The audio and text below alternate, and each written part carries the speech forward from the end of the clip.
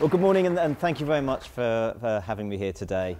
I've called this presentation Don't Miss It, because I think that there is a fantastic opportunity for out-of-home to become one of the most vital marketing tools out there. But I think there's an issue with that as well, in that I think there's a real danger that as an industry we could miss that opportunity. I think that you know, from a brand's perspective, there's so much more that they can get out of the medium. There's so much more they can do with the medium. But there's a massive requirement for us as an industry, I think, for some real behavioural change to really help brands and agencies understand all of that potential and unlock that potential. So what I think that we need to do is to redefine what we mean by out of home. I think we need some new language that better reflects the kind of the roles and the capabilities and the effect that out of home can have. And I think that we need to say some behavioural change right across the entire industry. But before I get into that, I just want to just outline to me what media convergence is all about. And very simplistically, it's essentially the fact that due to technology, increasingly media channels are sharing characteristics of each other, and they're becoming somewhat indistinguishable. So, for example, in TV, if you have a smart TV, you can use that to access the internet. And of course, we all know that you don't necessarily need a television set in order to actually watch TV programs. There's a whole range of devices that you can use to actually do that. And those of you that are here last year would have heard Martin Cass from Cara talking about how exactly the same effect is happening in out of home. So the digitization of the medium is meaning that out-of-home can now deliver content that is similar to that of TV or online. We can even do gaming type experiences using out-of-home. And things like experiential have been transformed over the last few years. So contemporary uses of experiential like this are bringing together things like mobile, social, interactive content, video, real-time activity, and wrapping all of that up into one single piece of activity, one single experience. And of course, most importantly, is what's gone on in mobile. And as we all know, our phones nowadays can do all of these things as well as make phone calls. And at the same time, they link all of those things into our mobile wallets. Now, all of that has been true for a couple of years now. But what I think has changed really is the scale that goes with all of that. So you take smartphone penetration, you know, more than half of mobile subscribers now have a smartphone. Their connectivity is getting much better, so we'll see increased growth in things like 4G and Wi-Fi. They'll continue to grow, and they'll coexist together as time goes on. From a digital out-of-home perspective, over 1 million screens now in the US. There's 4 million screens globally, so it's a proper scalable medium that we have.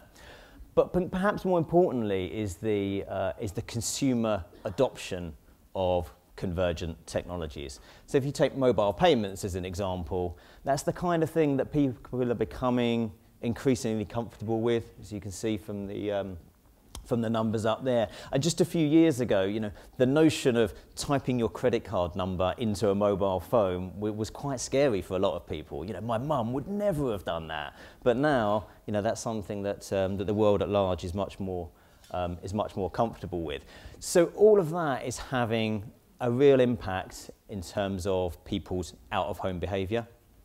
So it's changing the types of content that we consume in different places, so on things like digital billboards and various other screens that are out and about. It's changing the things that we can do in different places. So if you take, you know, how you kill time in Starbucks nowadays, and compare that to 5 years ago or 8 years ago, it's completely different how you spend that time. The chances are you're now going to be sitting there using some form of technology, probably less likely to be doing you know, a more sort of traditional or analog type of activity. And of course we've seen big changes in terms of how people share and what people share due to mobile social networking, and increasingly changes in the way that people research products and the way that people actually make purchases. So all of that sounds great, but I still genuinely think that that most people don't necessarily realise the opportunity that out of home can bring. I don't think that that it's getting the recognition that it deserves as a medium from the agency world and from advertisers. And I think in part that's due to the way that the medium is positioned by most people. In most cases, the positioning for out of home is actually quite one-dimensional. You know, it's some infrastructure that consists of some posters and some screens, and you can put ads on those. And that's, you know, and it's all about reach, essentially. Now, that stuff's really important. Don't get me wrong. Of course, everybody needs reach, and of course, you know, you need some media infrastructure to do that. But that's not really a kind of a modern, sophisticated, vital positioning for a medium. You know, that's not the sort of positioning that I think is going to take us forward and get us at more conversations at the strategic planning table. So instead, the way that we tend to describe out of home, thinking about that infrastructure, is actually encompassing all of the things that people encounter when they're out and about. So yeah, that's those really important screens and posters. But that also includes owned media that a client might have, so the sides of their delivery trucks or their store windows. It includes partnerships that they might have with retailers, for example. It includes all kinds of promotional space, experiential space, the sides of buildings, other bits of public property that you can use within communications. And importantly, includes those devices, your laptops, your tablets, your phones that people are carrying around with them all the time, which of course they're using at exactly the same times that they are being exposed to a poster or a screen in a lot of cases. So you shouldn't really differentiate between one thing or another. All of those things are the infrastructure that makes up out of home. So if you think in that kind of way, then what that allows you to do is to layer a whole load of things on top of that. So I won't go through all of these, but it allows you to do things like provide public utility to people. So that might be free Wi-Fi.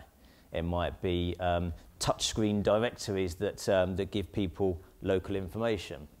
It allows you to apply all kinds of different interactive technologies. It allows you to deliver branded content to people, not just straight advertising, and using the medium more like a channel, a content channel, than necessarily a pure ad channel. It allows you to do all kinds of gaming type things, bring together mobile and screens and put them together to create highly engaging experiences. And it allows you to get into the areas of commerce, so things like delivering coupons for people, or actually allowing people to make purchases straight from a poster site. So we call this the out-of-home ecosystem, and that really gives us a positioning that takes all of these very interdependent and interconnected things, brings them all together, and gives us a very modern, very contemporary kind of approach and position, which doesn't look out of place alongside the positioning of a Facebook or Google or an Amazon or something like that, because it's much more sophisticated than that kind of old style of positioning that I talked about before. And very interestingly, if you take that notion of an out-of-home ecosystem, it overlaps with all of the other ecosystems that those major operators actually have, because they all have properties that people use when they're out of home. Facebook have got mobile, Google have got stuff on mobile. You know, it goes on and on. So that should make out of home absolutely fundamental, something that you put at the centre of communications plans, not something that sits at the periphery. So for the next section, I just want to look at a few aspects of that ecosystem and some of the contemporary roles that out of home can play. So first is the out of home's ability to act as a gateway through to content, or as I mentioned a moment ago, through to commerce. Now there's lots and lots of different technology that you can use to do this, but of course the hot topic in this area is NFC, or near field communications, and to try and illustrate all of the different things that you can do with NFC, we've tried to cram all of those into one short video, which I'll show you now.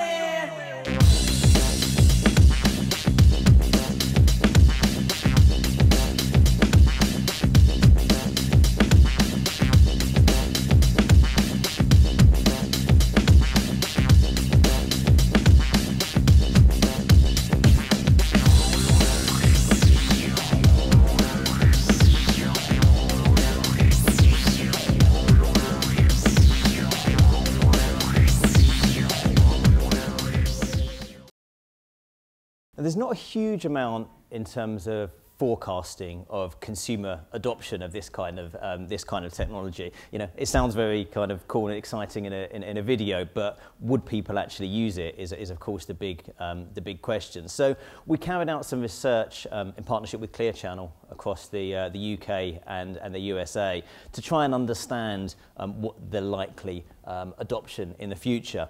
And we had a sample group of early adopters, and interestingly within that, most of them had no idea whatsoever whether they had an NFC phone or not. And even those that did have an NFC phone, they didn't realise it either. So clearly there's a huge education job for brands and for media owners in this area. Lots of potential, but we really need to bridge that gap in terms of consumer understanding and motivation. But interestingly, when we showed those people the sorts of things that you could do with NFC, they were really, really positive about it. So a massive proportion of people saying, yeah, that's really a really important feature actually when it comes to choosing my next phone. Unfortunately, there are a lot of these handsets coming on the market. There are 92 NFC-enabled handsets out there now that you can buy on a global basis. So there's 100 million of them shipped this year. And as you can see, those shipments are predicted to treble into next year. And when it comes to the poster aspect of this, overwhelming positivity about the concept of using your phone, touching it against a poster, and using that to connect to some content, information, commerce, utility, and the like. So even though it sounds a little bit strange right now, you know, going forward, people do feel quite positively about it.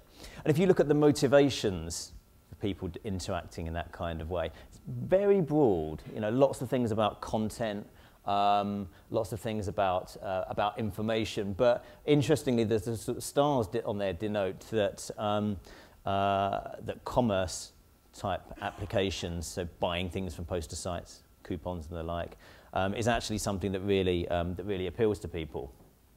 And there have been a few NFC applications in out-of-home advertising over the last year or so. This is something we did for VH1, whereby you touch your phone on a poster site, and that connects you straight to a piece of video content, and there's a big like us on Facebook button underneath that. Over in the UK last month, Nestle ran a massive piece of NFC-enabled poster activity that revolved around a competition. So you could touch your phone against the poster to find out whether there were any prizes left in the on-pack promotion that they were running. And you could also enter a secondary competition there. And the mobile handset manufacturers, 2 of them have used NFC lately. So in the UK, Sony Mobile, allowing people to via the poster site, get an exclusive piece of audio content. So in this instance, it was a couple of remixes that you could only get directly from their advertising, and Samsung doing much the same thing in the US around the same time in airports and on street furniture. I also really like this public utility example as well that the guys at Blue Byte did for the Rock the Vote organisation. So here, it's used NFC so that you are interacting with that poster. It will connect you straight to the voter registration page on your mobile. You'd actually sign up to vote, right from that location. And if you compare NFC to the technology that I think we all love to hate, don't we, which is the QR code, and look at the share that QR code interactions are getting versus NFC interactions, you can see that as a big shift in a relatively short space of time. Actually, NFC is already, even in these early days, starting to become much more dominant. And sort of back to that public utility point, I think that there's a lot of potential for growth through public utility applications. In Taiwan, Nokia have set up a situation where you can book a taxi from a poster site using NFC. And so, of course, that interaction tells the taxi company exactly what your location is because it knows which poster site you've just interacted with. And on a more general note, in the area of public utility, there's some genuine value and effectiveness that brands can get by taking this kind of approach. So when we've run public utility content compared to entertainment type content in the same locations on touchscreens like these, we get 3 times as many interactions by doing something that's useful to people. So it's still branded, it's still advertising, but it's got some functionality built into it as well. So that section very much about, I guess, the facilitating people's connections through to content. But it's important not to forget that even non-interactive and non-digital out-of-home can still be really, really effective at motivating people to perform some kind of online action. Now, that's not all about mobile. That's mobile and desktop. But of course, mobile is becoming much more important. I think it's now about 10% of web traffic is on mobile. Mobile search has quadrupled in the last 4 years, and mobile search is predicted to overtake desktop search in 2015. So incredibly important. And if you look at the types of places that people are doing these searches in, you can start to see how important out-of-home media is increasingly becoming. So if you take an audience of 18 to 34s as an example, a quarter of them search on their mobiles while they're traveling, commuting. Same number of them search when they're out and about in the street. And this isn't occasional searches. This is searching every day or most days. So it's real kind of regular activity. And similar numbers in places like in cafes and coffee shops. And of course, in all of those locations, exactly where out-of-home media is either situated or is in close proximity. So a real opportunity to influence those searches. You've got the same situation when it comes to downloading apps. Loads of those people downloading apps when they're out and about. Even more of them shopping on their mobile. And when you start to get into that in a bit more in a bit more detail, and you look at mobile shoppers in general, and you look at the time of day that they're doing their mobile shopping, you can see the main peak in that coincides perfectly with the main peak in exposure to out of home. So touch points there, is giving us a really, really solid argument as to why out of home is arguably the perfect medium to prompt those purchases on mobile and to stimulate and motivate people to do that. But as I said a moment ago, of course, it's not just about mobile, and a big proportion of internet surfing at work isn't about work, surprisingly enough. And of course, what's the media that people encounter most recently before they're doing that surfing at work? Well, it's probably out of home, isn't it? On the commute in, or when you're out at lunchtime, or in the elevator, or something like that. So you start to get, with that kind of insight, a real positive story for using out of home. But what we need is genuine effectiveness measurements to go with that as well. So I've just picked out a few examples that demonstrate that the medium does actually work. So the UN Foundation ran activity on 18 different digital out-of-home networks in the US, and had a 30% uplift in visits to their website during that campaign, and that was the only media that was running. There was no other support. Similarly, South Carolina Tourism had an even bigger increase in web traffic due to their mall domination campaign, and 72,000 interactions as well on those touchscreen units, where people were playing games or taking part in virtual tours. And in terms of social media and influencing that behaviour, when we ran activity for Nivea in Times Square, where you could go into this kissing booth, you were photographed, that was uploaded to Facebook and then downloaded to a nearby digital screen. During that activity, 500,000 extra impressions on their Facebook page for one location.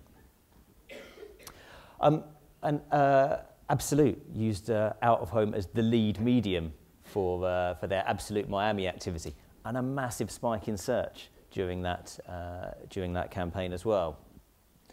And in fact, the campaign that was judged as being the best media campaign in the world of the last year at the Cannes Lions was a poster campaign that was designed to drive search.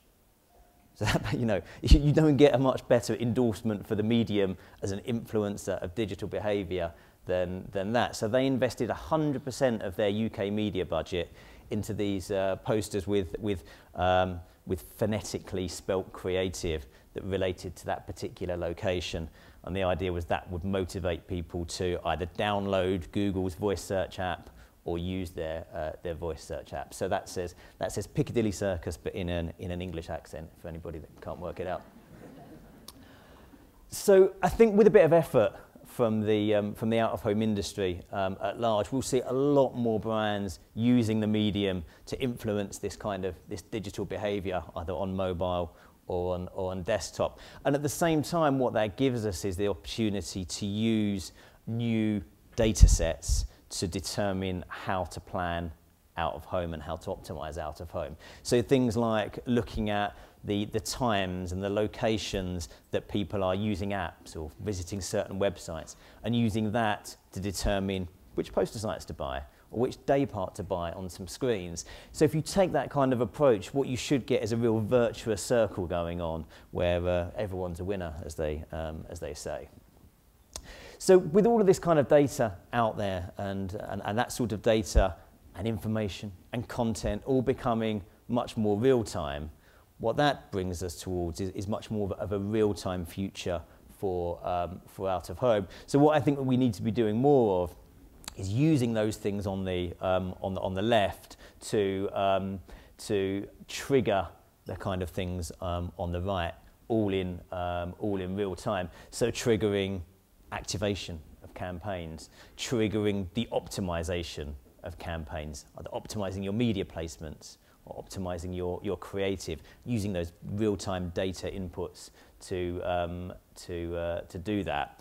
But as an agency, what we really need is we need to know what is the media owner community going to do to help us address all of this? Because this is hard stuff. We can't do it on our own. But if you ask any agency person, the notion of real-time media in all sorts of different perspectives is not going to go away. It is a massive global theme for every single agency group. And so Out of Home really needs to be thinking about what are we going to do that takes us into that kind of real-time future. Now I know that sounds a little bit sort of theoretical. So just to give you an example of what we might mean by that, this is something, it's nothing to do with Out of Home, but it's something that, that Audi did in partnership with MIT.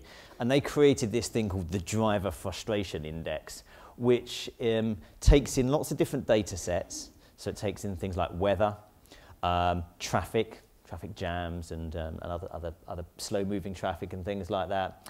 And also keywords from Twitter, where people are tweeting about traffic jams and whatever. Does all of that on a location basis, and then comes up with this index for particular towns and cities. So couldn't you use that kind of data input to determine where and when you should buy some outdoor advertising for a brand that claims to make people's lives easier or make people's lives less frustrating or something like that? So you can start to see how by thinking about data in a very broad way can have a big influence on the planning of all sorts of out-of-home media.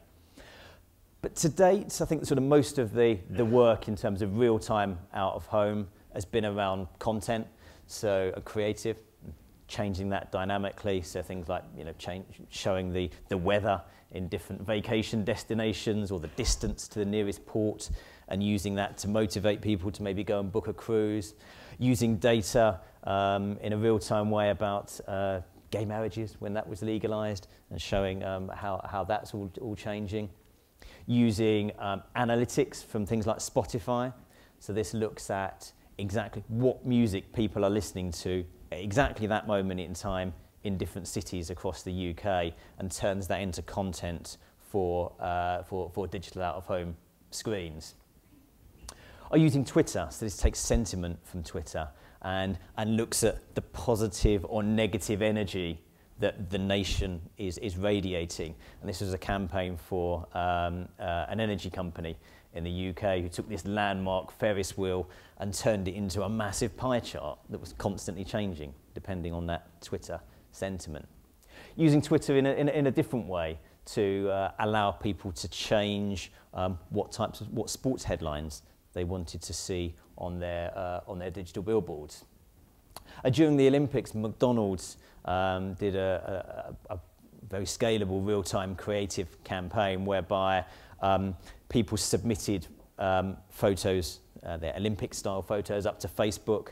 Then the creative agency matched those with custom-written straplines and then pushed that out into hundreds and hundreds of screens with well over 1,000 different creative executions. And as you can see from the research, that notion of using social creative on out-of-home has had a real big effect in terms of people's feelings and perceptions towards McDonald's in this instance. And these aren't just people who interacted. This is the public at large. So this is a real sort of broadcast phenomenon as well. I've had always had a bit of a soft spot for real-time video content ever since we did a project linking up New York and London and digital out of home. And this is a more recent example from France, where a train company provided these peephole windows from one city into another city. So you stick your head in that box, there was a screen inside it, you could see everybody in the other city and they can see you in reverse as well. And it probably won't have escaped you that one of the big trends of late has been around the idea of allowing people to do something online to create an effect in the physical world and make something happen. So this mini campaign we did in Belgium had a situation where every Facebook like triggered a blast from a Bunsen burner underneath the rope, which was holding the car and stopping it rolling away. And if your blast was the one that burnt the rope, then you won the car. And you know, a massive number of new Facebook fans as a result of that, which you've got to bear in mind. This is in Belgium. Now, there aren't many people living in Belgium, so that's you know, that's actually a really good number. Down in Colombia, Coke ran a piece of activity when they launched a new music streaming station, and they had the band at this concert suspended on that cage or stage, and every time somebody downloaded the band's song, it lowered a little bit. Kept going and going and going until it got down to the same level as everybody else. So back to that point about influencing digital behaviour, one piece of activity generating 50,000 downloads and millions of bits of earned media. It's really, really powerful stuff if you can get it right. This final one's from Sweden and uses Facebook and allows you to go on Facebook, play a game whereby you can control this robotic splat gun that was located in a station, and you had to try and splat these clothes. If you managed to, you won the clothes, and they were sent to you all nicely washed, and you get the idea. Which again had some big results associated with it. So with all of that, hopefully you'll agree that that sounds like a really good story for out of home. Sounds like there's some real potential for growth and making it much more vital. But I think that the out-of-home industry, as I said at the beginning, needs to do a whole lot of work and needs some real behavioural change in order to properly take advantage of this, of all of this opportunity. So, just finishing off with a few thoughts in that area, and this applies to all of the stakeholders in out-of-home. It's the out-of-home agencies, the media owners, the creative agencies, the media agencies. This is down to all of us. And my first observation is that this convergence stuff, this is mainstream. This is not what the innovation team do. This is not something that the marketing department focus on. This is not something that a few specialists do. Convergence needs to be stuff that we all do. And in your organisations, my opinion, is that all of your salespeople, all of your planners need to be doing convergence as part of their day job, day in, day out. And they need to be interested and learn about what's going on in other media. They should be making friends with the search planners, finding out what's their opinion on out of home. What thoughts can they bring to the mix that allows us to do things differently? You need to learn about how does online display advertising work? What are the parallels with out of home? Really need to kind of get out of the out of home silo and actually, as I say, kind of live convergence. And at the same time, I think that it's important that all of us take a lot more responsibility for the creative aspect of things as well, because in a convergent world, it's so much easier to get that side of things wrong, because it's a lot more complex. So, we need to be thinking about how do we make sure that that user experiences are brilliant? How do we make sure that that digital content is brilliant? How do we make sure that the posters motivate consumers to actually interact or respond or do something as a result of all of that? And I think sort of historically you'd say, yeah, but the creative agency, they just did a really bad ad, or their mobile content was shit or something like that. Not my fault, but I don't think that's acceptable anymore. It's just as much our responsibility for making that, for making that good. And if you have to force your way into it, then do so. If you have to moan to your client, then do so. This is not just down to the creative agency or the mobile agency to get it right, because we're all learning along the way. Even more difficult than that is measurement, and I do recognise that fact. But across the board, I think that there is, generally speaking, more focus on the inputs than there is on the outcomes. And that's not to say that the inputs and different data sets aren't important. They're incredibly important. But at the same time, we need to do more as an industry to focus on some of those effects that we're actually having as well. And it is really hard to measure. And it is really hard to isolate out of home. I get that. But it is possible. You know, you saw a handful of examples earlier on, and sort of, you know, my observation on that is if you try and measure absolutely everything, and you try and come up with some different things that you can measure as well, you will get some decent success stories. It is a bit of a numbers game. It just requires everybody to have a go, and we'll get some good stories out the end of it. Talked a bit about data in a few aspects of the presentation, and I think, you know, everybody in out of home needs to be thinking about what new data sources can we get hold of, and how can we apply new data sources, and how can we do that in a scalable way. And similarly, in terms of systems, it seems to me that there's a lot of what I would say is sort of peripheral development of systems. People doing a planning system over there, or a delivery system over there, or something like that. Whereas what we actually need is a more joined up approach and some more fundamental change across the entire industry in terms of systems. Because compared to online, you know, and you know, other media, the way that out of home operates from a systems point of view, it's like the Dark Ages, and you know, people wouldn't believe it if they landed from, you know, another planet and saw how we do business in some respects. So I think that we need some real big change across the industry in that respect. And of course, we are only what, 4% of ad spend, something like that. So in that situation, things like consistency across the industry, I think, is really important, and also, I think it's important that, like, your competitors are strong as well.